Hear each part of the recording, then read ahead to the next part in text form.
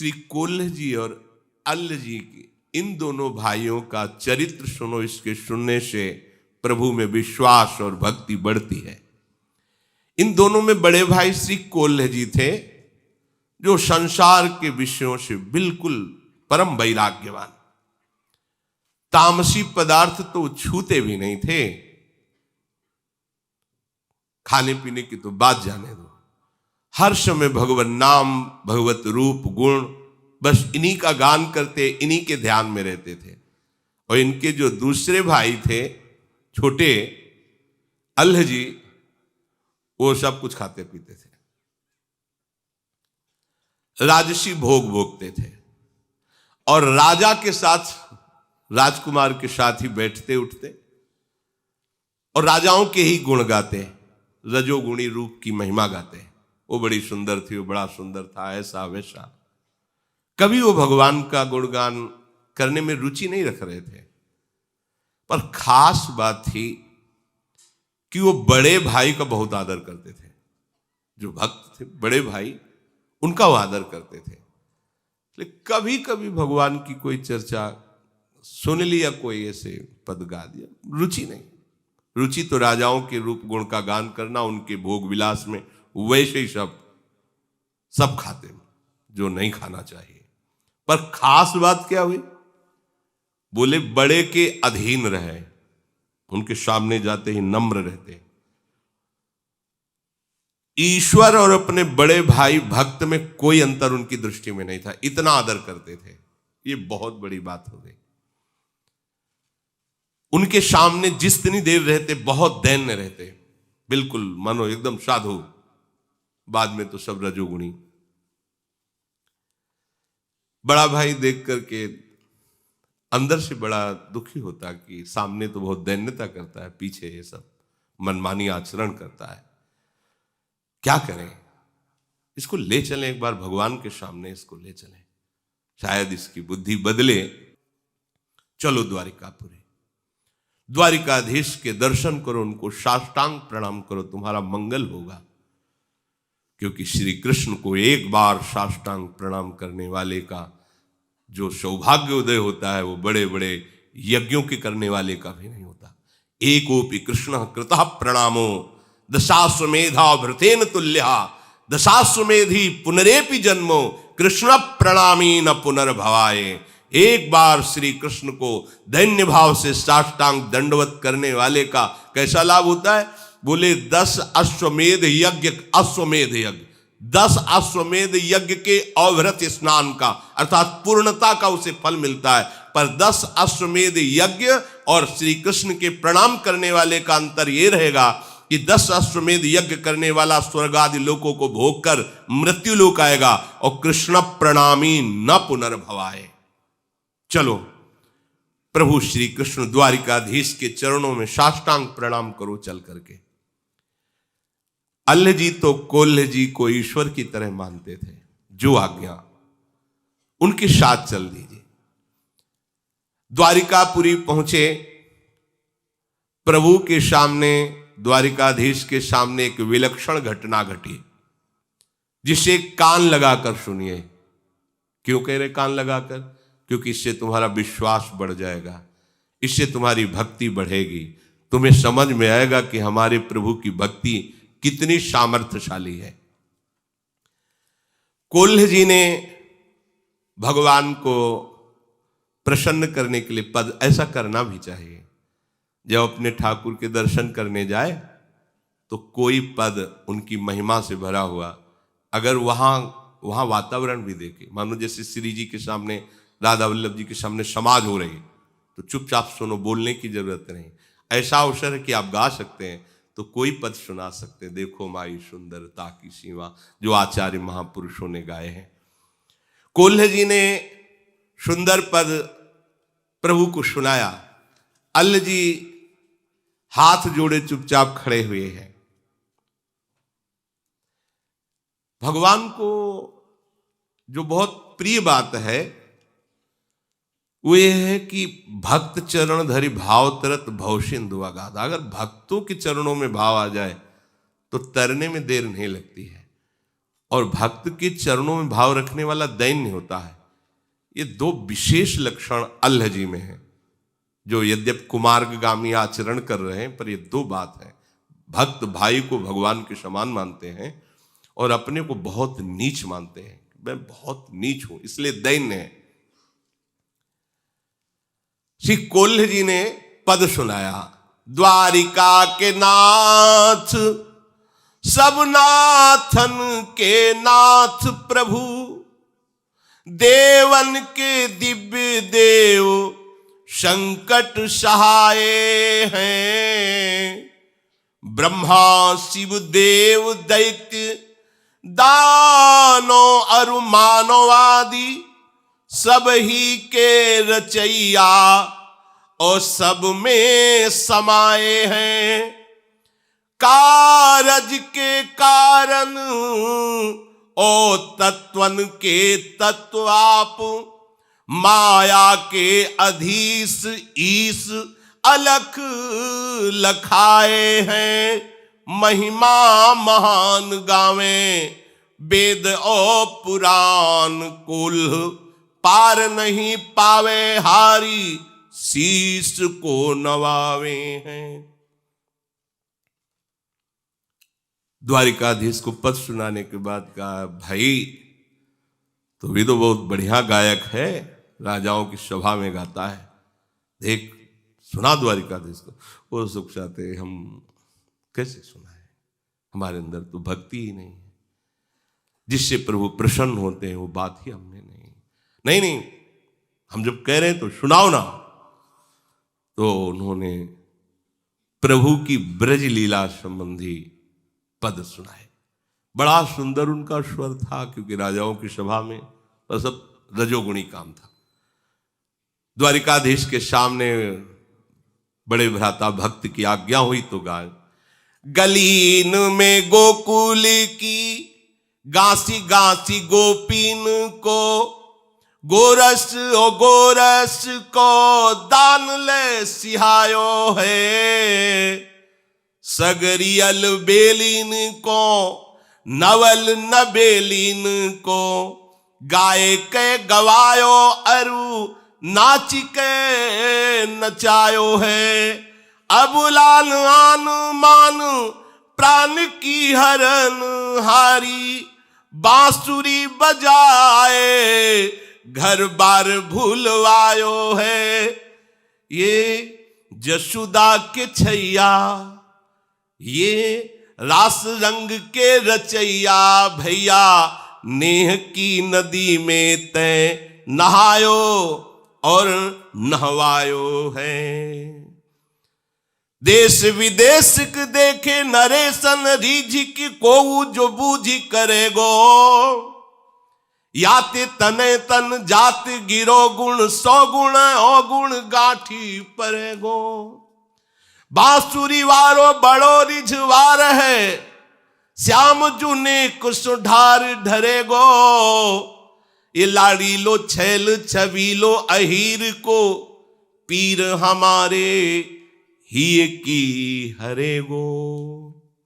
वाह वाह वाह, द्वारिकाधीश बोल पड़े, वाह वाह। सब आश्चर्यचकित हो गए प्रभु के श्री विग्रह से। साक्षात द्वारिकाधीश बोल पड़े, वाह वाह। ब्रज की लीला, प्रभु चित्त चोर के भी चित्त को चुराने। महामहिम श्री जगन्नाथ जी का जो आप रूप देख रहे हैं, ब्रज लीला श्रवण का परिणाम है। प्रेम विकल विह्वल स्वरूप जो जगन्नाथ जी का है, ये ब्रज लीला महाप्रेम स्वरूप है। प्रभु ने हुंकार भरी, वाह। कोल्ह जी ने गाया, द्वारिका के नाथ हो सब महिमा।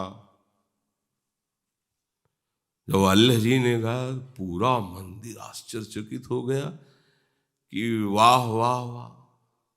पहला आश्चर्य तो कि आज तक कभी कोल्ह जी के सामने कोई भागवतिक चमत्कार नहीं प्रकट हुआ था। अल्लाह जी कभी दर्शन करने नहीं आए थे, वही उपद्रव रजोगुणी, पर आज दर्शन करने आए भगवान ने वाह वाह कह दिया। पहले ही चुभा, एको बार हम इतना आए, रोज आए, दर्शन किए, गाए, कभी वाह वाह नहीं। हम तो जानते हैं ना, आप भी जानते हो कि शराब वो सब, वाह वाह वाह, चलो ठीक, थोड़ी तसल्ली। अब दूसरा प्रोग्राम, माला और प्रसाद, जाओ जो अंग शेवी उनसे पहनाओ जाके अल्लाह जी को। नजदीक गए, अल्लाह जी किसका नाम जी, ये माला दो। नहीं नहीं हमें नहीं दी होगी, मैं तो नीचा आदमी हूं, गंदा आचरण करता हूं, ये मेरे भाई को दी होगी, ये जन्म से भगवत भक्ति में लगे हैं, प्रभु के इन्हीं के चरणों के हम आश्रित, इनको दे। नहीं नहीं, भगवान ने नाम लेकर कहा अल्लाह जी को देना। अल्लाह जी तुम्हारा नाम, हाँ, माला पहना दी, प्रसाद। अब तो कोल्ह जी की दृष्टि बदल गई और भगवान की तरफ प्रणय कोप से देखेगी, मतलब अपमान ही करना था तो थोड़ा हल्का करते, इतला कि हम इतला गाते रहे, कभी वाह वाले का, और इसने गाया और माला प्रसादी हृदय में एकदम। इनको नहीं दिया, आपको दिया है, आपका अल्लाह जी नाम पहला। ये है, थोड़ा भी अगर कहीं दासत्व में कमी रह जाती तो ये बात आ जाती है। अरे हमारे स्वामी हैं, यहां प्रसन्नता होनी चाहिए कि हम लिवा के लाए, तो इस नाते से प्रभु कितना इसको आदर दे रहे हैं। प्रभु दयो पे नया ही दयो, बड़ो अपमान भयो। ये बात समझनी है यहां कि हम जिनके शरणागत हैं उनके द्वारा की हुई कोई भी चेष्टा हमारा अपमान नहीं हो सकती, हमारा सम्मान है। पर वो समझ नहीं पाते, हम कहीं ना कहीं अपने अहम को बचा के रखते हैं। ध्यान देना, इसे मिटाना होगा, नहीं आप अपने स्वामी के ही प्रतिकूलता का चिंतन करने लगेंगे। जिनकी शरण में उन्हीं के प्रतिकूल किया कराया, फिर सब रुक जाएगा। इसलिए सावधान रहें। यद्यपि पतन नहीं होगा, पर काहे को जलोगे, समय बर्बाद करोगे। तो फिर अगर तुम हमें नीचा दिखाने की कोशिश करोगे तो फिर हम तुम्हें नीचा दिखा देंगे। ऐसा होता है। सेवा में जो रहते हैं, प्रभु की जो शरण में हैं, अगर आदेश हुआ कि मान को धूल धूसरित करके ऐसी स्थिति में ला दो कि तुमसे नीच कोई नहीं है, तो ये तुमको सर्वश्रेष्ठ पदवी देने के लिए, उसको लगता है अच्छा, मतलब अभी तक हम पूरा सर के बल खड़े रहे हो, तुम समझते हो कि हम कुछ है ही नहीं, तो अब हम बाम चलते हैं, प्रतिकूल चलते हैं, देखते हैं कैसे संभालते हो। और ये तब तक समझ में नहीं आता जब उधर से प्रतिकूलता होती, तब समझ में आता है, नहीं तो समझ में नहीं आता। और सच्चे महापुरुष कभी तुम्हारे मान का पोषण नहीं होने देंगे, कभी नहीं, क्योंकि ये सबसे ज्यादा पतन कराने वाली चीज है। इसीलिए 15वें अध्याय में भगवान जो परम पद आरूढ़ का लक्षण करे, तो निर्मान पहला शब्द, मान रहे सबहि मान प्रद आप अमानी। और ये मान रोग जीवत्व को पुष्ट करता है, देहाभिमान को। और जहां आप महापुरुषों का सानिध्य प्राप्त किए, तो महापुरुषों के समान आपको मान मिलेगा, क्योंकि उनके सानिध्य में वो सम्मान जब हम स्वीकार कर लेते हैं तो मान का रोग बढ़ जाता है। और जब महापुरुष देखते हैं कि ये तो मान से रोगी हो रहा है, तो फिर उसका ऑपरेशन होता है, तब वो उसी के प्रतिकूल हो जाते हैं। जैसे छोटा बच्चा स्नान कराने के लिए मां ले जाती तो बुरा समझते हैं कि हमें खेल से हटा कर, क्यों ऐसा नहीं होना चाहिए। इस पर सुधार मन को, अंदर की बात है, बाहर की नहीं। बाहर से आपके आचरण दैन्य हो सकते हैं, पर अंदर से आपकी वृत्ति अनुकूल और दैन्य होनी चाहिए। इनको अंदर से बहुत बुरा लगा, बचपन से भगवान का भजन कर रहा हूं, आज तक शाबाशी नहीं दी, आज तक माला प्रसाद। ये छोटे भाई ऐसा दयो पे नया ही दयो, ऊपर से पुजारी यही कह रहे कि आपको नहीं दिया, इनको दिया है।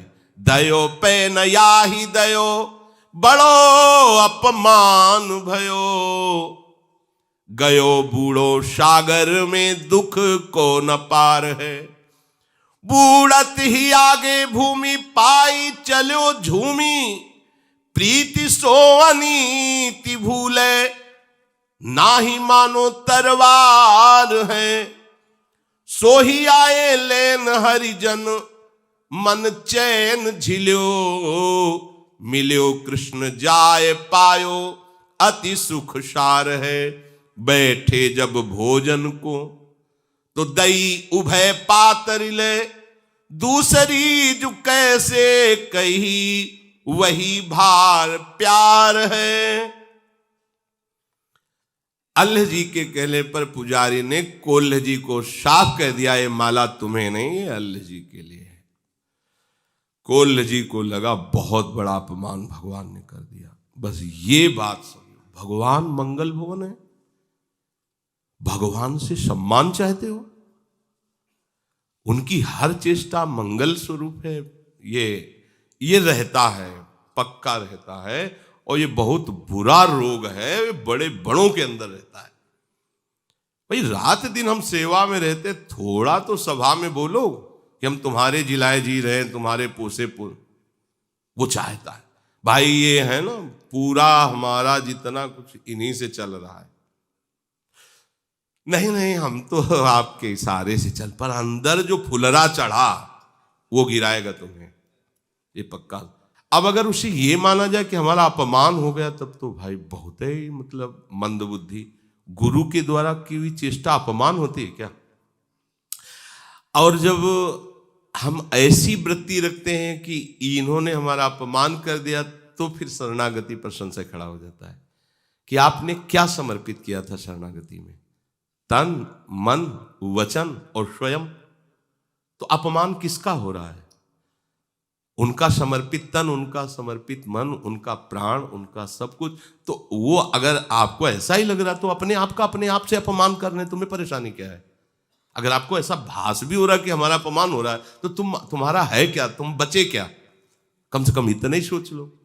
तो उनको लगा कि भगवान ने बहुत बड़ा हमारा अपमान पूरी इस द्वारिका के मंदिर में सभा में कर दिया। अब तो जीना जिसके लिए हम भक्ति करते थे उसी ने अपमान। कैसी देखो लीला कैसी विचित्र होती है। कोल्ह जी ने अपना अपमान समझ करके आत्महत्या करना उचित समझा।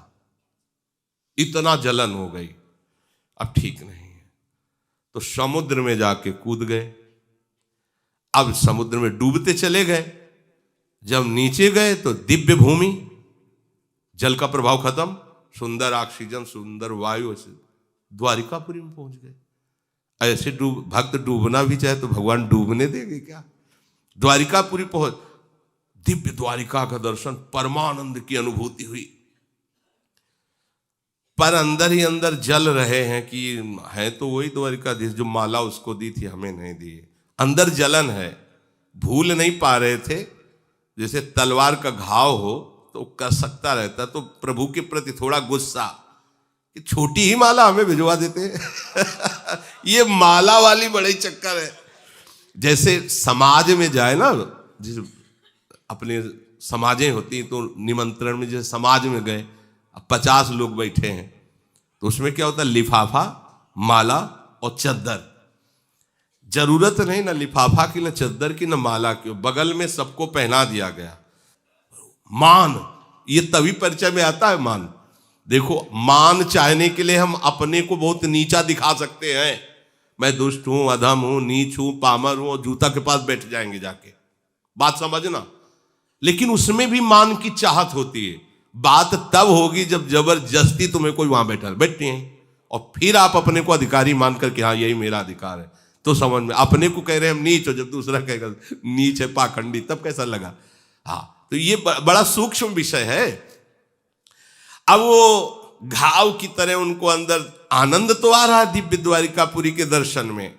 आगे भगवान के पार्षदों ने, आइए प्रभु आपको बुला, और आनंद हो। भगवान के पार्षदों ने अगवानी की, और आनंद मिला, बड़ा सुख मिल रहा है, बड़ी शांति, बड़ी दिव्यता का अनुभव हो रहा है। भूल गए जो अपने भाई के सम्मान की ईर्ष्या जगी थी, शांत सी होगी। अखिल लोक चूड़ामणि भगवान द्वारिकाधीश के साक्षात दर्शन कर रहे हैं, परमानंद की बाढ़ आ गई। कोल्हे जी से कहा हो, पार्षदों से कहा, सबसे पहले हमारा इन्हें उच्छिष्ट पवाओ, बैठो। बैठा ले गए, 2 पत्तल लगाओ। तो उन्होंने सोचा कोई और भागवत आया होगा पास, 2 पत्तल। तब तक तो उनको कुछ नहीं, फिर पूछा कि जब उनका परोस गया प्रसाद तो दूसरा पत्तल भी परोस गया। प्रभु इसमें कौन? बोले ये अल्लाह जी के लिए। मैं फिर और जला। मतलब यहां भी अभी हमने पाया ले उसके लिए पत्तल लगवा दिया, वो फिर अंदर जो है पूरी जलन। तुम्हारे छोटे भाई अल्लाह जी के लिए है और वो तुमको भी तो बहुत प्यारा है। अब अंदर ऐसे मसोस के रह गए कि मतलब बात क्या है, इतना प्रभु इतना उसको प्यार करते हैं। यहां भी आज सबे विश्व भयो दुख गयो सोई हुयो नयो, दयो पर बोधवा की बात सुन लीजिए। एकदम चेहरा बदल गया प्रभु की तरफ, फिर वही प्रणय कोप से देखे, प्रभु नाराज मत हो, तुम जानते नहीं हो, तुम अभी के भगत हो, वो हमें कितना प्यार करने वाला भक्त है, तुम अभी सुनो, हम तुम्हें बता रहे हैं वो कौन है जो तुम्हारा भाई बना है आके। आज जिसे तुम रजोगुण में देख रहे हो, एक वासना का आदर करने से उसका मार्ग रुक गया। वो जितना तुम भजन अभी तक किए हो ना, बहुत छोटा है उसके भजन के आगे, जितना उसने भजन किया है। तेरो छोटो भाई मेरो भक्त सुखदाई, ताकि कथा ले जताई जामे आप ही सो दीजिए। प्रथम जन्म मांझ बड़ो राजपुत्र भयो, गयो गृह त्याग सदा मोसुमति भीजिए। आयो बन को भूप संग राग रंग रूप, देख चाह भई देह दई भोग कीजिए। कुल्ल जी से कहा कि तुम अपने भाई की बात जान जाओगे तो कभी ऐसे ईर्ष्या उससे नहीं करोगे, तुम उसकी बराबरी कर ही नहीं सकते। जानते हो बड़ा प्रिय मेरा भक्त है वो पूर्व जन्म में राजपुत्र था और उसने बचपन से राजपुत्र राजकुमार होते हुए सब भोगों का त्याग करके बैरागी हो गया। राजपद का अधिकारी था, राजपद राजभोगों का त्याग करके वो एकांत वन में निरंतर कष्ट सहते हुए मेरा भजन करने लगा। मन बुद्धि लगाकर सतत मेरा भजन कर रहा था। ध्यान पूर्वक सुनना। बहुत समय व्यतीत होने के बाद उस जंगल में एक राजा अपने पूरे परिकर के साथ मनोरंजन के लिए आया। तो राज वैभव, यद्यपि राजकुमार ही थे, बचपन से वैरागी हो गए, एकांत सेवन करते थे। अब राज वैभव के उन्होंने देखा, बहुत सी सुंदर सुंदर युवतियां, ऐसा सब भोग विलासिता सब। इनके मन में विषय सुख का आदर हुआ कि अगर बाबा जी न बनते तो ऐसा ही हमको भी सुख मिलता। आदर हो गया। अब वो वासना इतना जोर पकड़ी, इसमें देर नहीं लगता, समुद्र बनने में तरंग आई और आपने आदर किया, वो पूरे हृदय पर अधिकार कर लिया। अब तो बस भजन रुक गया। के विधि मिले सुंदरी बाला, जैसे नारद जी के मन में नहीं, ऐसे कि अब ये सब कैसे भोग प्राप्त हो। संसारी सुख भोगने की प्रबल लालसा हो गई और उसी को लालसा को लिए हुए शरीर छूटा। भगवान वर्णन कर रहे हैं, तो मैंने बड़ा स्वस्थ और तेजस्वी इनको शरीर दिया। भोगो विषय को, लो मालिक हैं हमारे, तुम्हारा मन हुआ, तुम्हारी वासना जागृत हुई और राजा के राजकुमार से मित्रता कराई और जन्म दिया ऐसे महाभागवत के घर में। कोल्ह जी के भाई बने आके। देखो कैसा विधान, कैसा कवच है भक्ति का, वासना है तो संग राजकुमार का। वैसे ही जो भोग देखे थे वही भोग राजकुमार के साथ खूब भोगो, खाओ पियो दुनिया का। अब भक्त का संग और वासना, देखो भगवान कैसा यही संयोग होता है। अब भक्त के संग ने उस वासना से खींचा है, जीवन असार चलना द्वारिकाधीश। सामने गए और जहां से रुका था साधन वही जागृत हो गया। केवल तो प्रभु का स्वभाव सूरदास जी वर्णन करते हैं कि विमुख भये निमिषहु न अकृपा, जब चितये तब ऐसे। प्रभु बीच वाली बात नहीं देखते कि हमको छोड़कर विषयों में, यही तो अगर वो ऐसा देखें तो अपने लोग तो कभी आगे ही नहीं बढ़ सकते, भगवत मार्ग में चल ही नहीं सकते। भगवान ने बताया कि तुम्हारा अभी तो बहुत छोटा भजन है, इसका भजन देखो। पर एक वासना का आदर करने के कारण उसकी ये गति हुई कि उसको ऐसा संयोग मिला।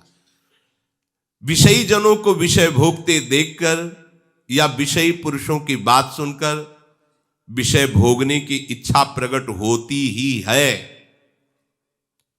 यदि कहो कि कोई विरक्त है, राज्य सुखों का त्याग करके आया है, तो ये कैसे हो सकता है? तो कह रहे हैं बलवान इंद्रिय ग्रामो विद्वानमपि कर्षति। कोई भी हो, ये नहीं सोचना चाहिए कि इन भोगों को तो हम छोड़ करके आए, अब हमें कौन परास्त कर देगा, उससे घटिया भोग तुम्हें गिरा देगा। ये माया है, बिल्कुल कहीं नहीं, अभिमान नहीं आना चाहिए, बहुत सावधान। देखो ना, राजकुमार होती हुई राज वैभव छोड़ दिया, आज एक राजा के भोग विलास को देखकर वासना जागृत हो गई, और ऐसी जागृत हुई कि भजन रुक गया, उसी वासना की प्राप्ति के लिए व्याकुलता हो गई। मन की गति बहुत दुष्तर है। महान त्यागी विरागी सौभरी ऋषि को मछलियों का विहार देख करके ब्याह करने की इच्छा हो गई थी। भगवान शंकर मोहिनी रूप में देखकर आसक्त हो गए। इंद्रियां बड़ी विद्वान और ज्ञानियों को भी आकर्षित करने वाली हैं, इसलिए कभी कोई अभिमान न करे। विषयी पुरुषों का संग, विषय दृश्य, विषय वार्ता, ये कोई कैसा भी हो पतित कर सकता है। श्वास श्वास पर नाम जप करे, वासना की बात आते ही डर जाए, हृदय में उसका कभी आदर न करे, आदर करने से ही पतित हो जाता है। श्री भगवान ने कहा वो पूर्णता में ही था, पर ये वासना केवल आ गई, इसलिए वासना का दृश्य दिखा दिया इस जन्म में, अब वो भी पूर्ण हो गया। भजन का एक बात है कि वो बढ़ता है, जैसे भगवान का रूप बढ़ता है, भगवान की महिमा, ऐसे भजन है। वो वासना तो मिली ही, और जो भजन स्टॉक में था वो बढ़ा और सीधे भगवत प्राप्त बना दिया। अभी अभी पद गाया, सीधे भागवतिक संपर्क और तन्मयता, एक भी विषय चिंतन नहीं है उनके हृदय में। जो भोगा उसकी कोई भी पुनरावृत्ति संस्कार नहीं, ये खास बात होती है। अगर भक्त की कहीं वासना पूर्व की और भगवान उसका, तो उसमें संस्कार नहीं बनेगा। जैसे भोगियों का संस्कार होता है कि भोगा पुनः संस्कार, पुनः उसकी तृष्णा वासना, ये नहीं होगा। उसको घृणा पैदा हो जाएगी अंदर से, संस्कार रहित हृदय होगा, क्योंकि वो प्रभु की तरफ से चल रहा है, डॉक्टरी चल रही, वो ऐसा नहीं। ये बहुत कृपा का मारा। आप तभी तो कहते हैं आंख मूंद के दौड़ो गिरोगे नहीं, आंख मूंद के दौड़े। अब तुम्हें चिंता नहीं करनी, ऐसे चिंतामणि चरणों का आश्रय ले लिया है, अब चिंता, बोले चिंता नहीं करनी तो फिर आज से फिर पिटाई होगी, विषय नहीं पाओगे। बार बार हम ये कह रहे हैं, इसलिए इस मार्ग में चलने के लिए करें, इधर नहीं। इधर तो चिंता ही चिंता है, तुम निश्चिंत हो ही नहीं पाओगे। निश्चिंत होने का ये मार्ग है। और भगवान ने कहा देखो, तुम इस जन्म में भक्ति कर रहे हो, पर कैसी तुम्हारी भक्ति रंग लाई है कि तुम्हारे ही आश्रित, तुम्हारे ही भाई का आदर होने पर तुम्हारे अंदर कितनी जलन है, तुम प्राण त्यागने के लिए और वो तुम्हें अब भी कितना प्यार कर रहा है। तेरे ही वियोग अन्न जल सब त्यागी दियो, जियो नहीं जात पे बेग सुधि लीजिए। जिस दिन तुम समुद्र में कूदे, उसी समय समुद्र में कूदना चाहते थे, लोगों ने पकड़ लिया, आज भी उन्होंने अन्न जल नहीं पाया, प्राण त्यागने के लिए तैयार है आपके लिए। और आप कितनी ईर्ष्या से युक्त है। आप सोचिए आप किस कोट के भक्त हैं। ये प्रसाद लो और जाओ, प्रसाद हाथ पे प्रसाद दीनो, आए घर चीन लीनो, सुपनो सो गयो बीती, प्रीतिवासो कीजिए, द्वारिका को संग सुनी, आवती ही आगे चलो, मिलो भूमि पर दृग भरी वह दीजिए, कही सब बात श्याम धाम तज ताही छिन, करो बनवास दो अतिमति भीजिए। तुम्हारे वियोग में तुम्हारे छोटे भाई ने अन्न जल त्याग दिया है, तुम्हारे वियोग में वो प्राण त्याग देगा अगर तुम नहीं पहुंचे। शीघ्र जाओ, भगवान जी ने वो प्रसाद दिए, जाओ उनको देना। और प्रभु की वो शंख चक्र के छाप लेकर के आए। अब वो जो अपमानजनित दुख था क्षण में नष्ट हो गया, क्योंकि अज्ञान के कारण था। अपने भाई पर अपार प्रेम हुआ। अल्ल जी ने जब सुना कि कोल्ह जी को द्वारिकाधीश के दर्शन हुए तो भूमि पर लेटकर उनको प्रणाम करके उनका स्वागत किया।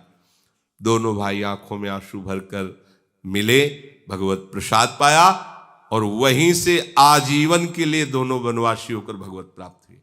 देखो, वासना का आदर करने से इतना विघ्न पड़ा पर नाश नहीं हुआ, पतन नहीं हुआ, फिर वही बैरागी बने और भजन की पूर्ति हो। तो आप ही जो भजन कर रहे हैं ना, एक एक मिनट प्रभु देख रहे हैं, द्वारिकाधीश पूरा देख रहे हैं ना, आगे की पीछे की सब।